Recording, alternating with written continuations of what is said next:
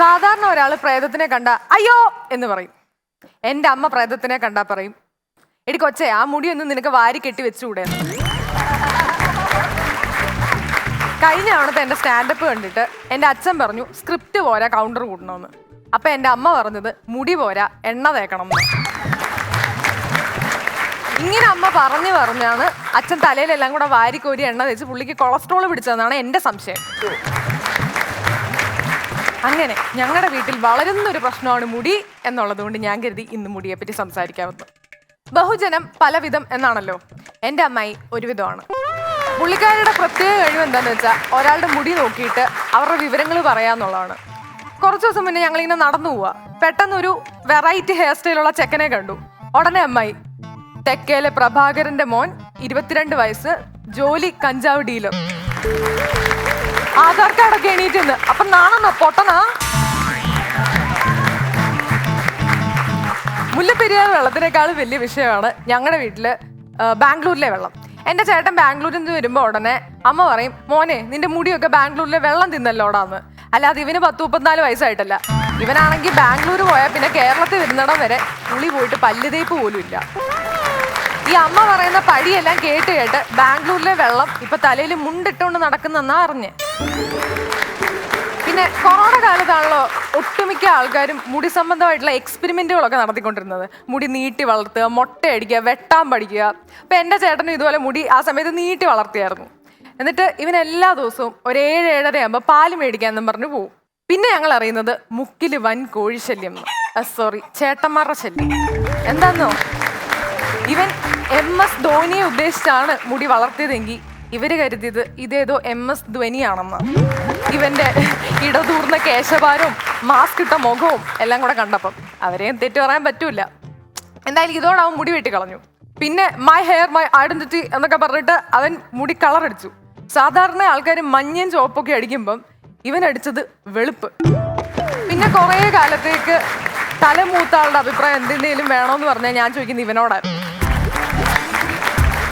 പിന്നെ മുടിയെപ്പറ്റി പറയുന്നത് കൊണ്ട് മാത്രം കഷണ്ടിയെ പറ്റി പറയണമല്ലോ. എൻ്റെ ഒരു അമ്മാവനുണ്ട്.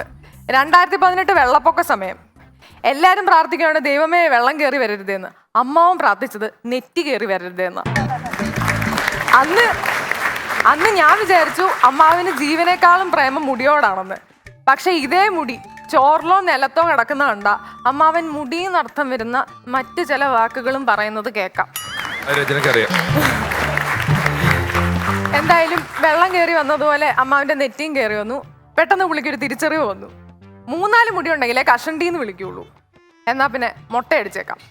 ഇപ്പൊ പുള്ളി സ്കൂട്ടർ എടുത്തുകൊണ്ട് വെളിയിൽ പോയാൽ AI ക്യാമറ പോലും ചലാൻ അടിക്കാറില്ല. കാരണം അത് വിചാരിക്കുന്നത് ഏതോ വില കൂടിയ ഹെൽമെറ്റ് ആണെന്ന്.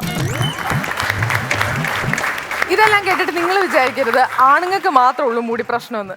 പെണ്ണുങ്ങൾ മുടിയെ കാണുന്നത് ചില ആണുങ്ങൾ ഭാര്യമാരെ കാണുന്ന പോലെയാ. അവനവൻ്റെക്കാളും ഇഷ്ടം മറ്റുള്ളവരുടെയാ. ചുരുണ്ട മുടി ഉള്ളവൾക്ക് നീളം മുടി, കോലം മുടി ആണെങ്കിൽ ചെറിയ മുടി, അങ്ങനെ. അപ്പോൾ പിന്നെ ഈ മുടിയിൽ എന്തെങ്കിലും ഒന്ന് ചെയ്യണമെങ്കിലുണ്ടല്ലോ സ്ക്വയർ ഫീറ്റ് റേറ്റ് ആണ്. ഇവിടം വരെയാണ് 2000, തോൾ വരെയാണ് 4000, മുട്ട് വരെയാണ് 6000 പ്ലസ് 18% GST എല്ലാം കൂടെ കൂട്ടി വരുമ്പോണ്ടല്ലോ കൊച്ചിയിലൊരു ഫ്ലാറ്റ് മേടിക്കുന്ന ലാഭം EMI അടഞ്ഞു നോക്കോളും.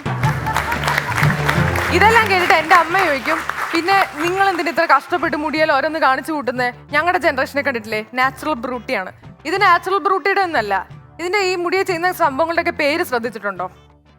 Straightening, smoothening, keratin, gelatin, Botox, iron box. അപ്പോൾ ഇതൊക്കെ പറയണമെങ്കിൽ 2 ഡിഗ്രി വേണം. അതുകൊണ്ടാണ് ഞാൻ എഴുതിക്കൊണ്ട് വന്നത്.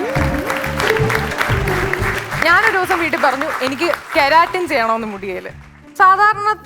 സാധാരണത്തിൽ വിപരീതമായിട്ട് എനിക്ക് വലിയ അവരാരും വേണ്ടാന്നൊന്നും പറഞ്ഞില്ല. ഇവർ മനസ്സ് മാറുന്നതിന് മുന്നേ പോയേക്കാന്ന് പറഞ്ഞ മുറ്റത്തോട്ട് ഇറങ്ങിയതും ഒരു പിൻവിളി, അമ്മമ്മ പറയുക, മോളെ കെരാറ്റിനും ഗ്ലൂക്കോസും ഒക്കെ ചെയ്യാനാണെങ്കിൽ നാളെ രാവിലെ വെറും വയറ്റിൽ പോയാൽ പോരായോ എന്ന്.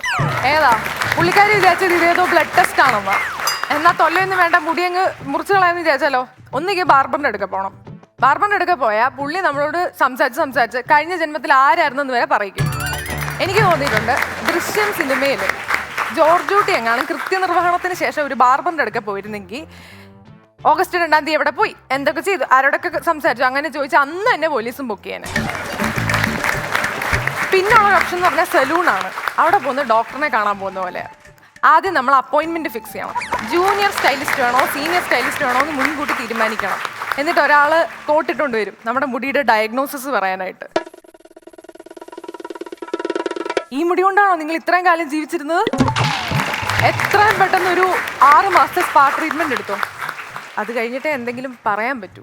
ഇവരുടെ ഈ ടോണും പറച്ചിലിന്റെ രീതിയെല്ലാം കൂടെ കേട്ട് കഴിയുമ്പോൾ നമ്മുടെ അകത്തൊരു ആളല് വരും. പിന്നെ നമ്മൾ ആരെ പണയം വെച്ചിട്ടാണെങ്കിലും അവിടെയുള്ള എല്ലാ സാധനങ്ങളും മേടിച്ചോണ്ടേ വെളിയിലും ഇറങ്ങുള്ളൂ.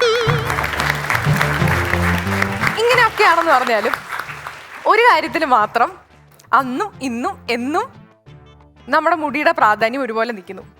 പ്രണയങ്ങളിൽ പണ്ടൊക്കെ ഒരു ആൺകുട്ടിക്ക് ഒരു പെൺകുട്ടിയോട് ഇഷ്ടം തോന്നിയ അവര് വളരെ കാവ്യാത്മകമായിട്ട് പറയും, ഒരു പുഷ്പം മാത്രം എൻ ഹൃദയത്തിൽ സൂക്ഷിക്കാം, ഒടുവിൽ നീ എത്തുമ്പോൾ ചൂടിക്കുവാൻ എന്നൊക്കെ. ഇപ്പോഴത്തെ പെൺപിള്ളാരോട് അങ്ങനെ പറഞ്ഞാൽ അവര് പറയും, ചേട്ടാ ഒടുവിൽ ഞാൻ എത്തുന്നിടം വരെ ഒന്നും വെയിറ്റ് ചെയ്യണ്ട, ചേട്ടന് സൗകര്യമുള്ളപ്പോൾ ചൂടിച്ചോളാൻ.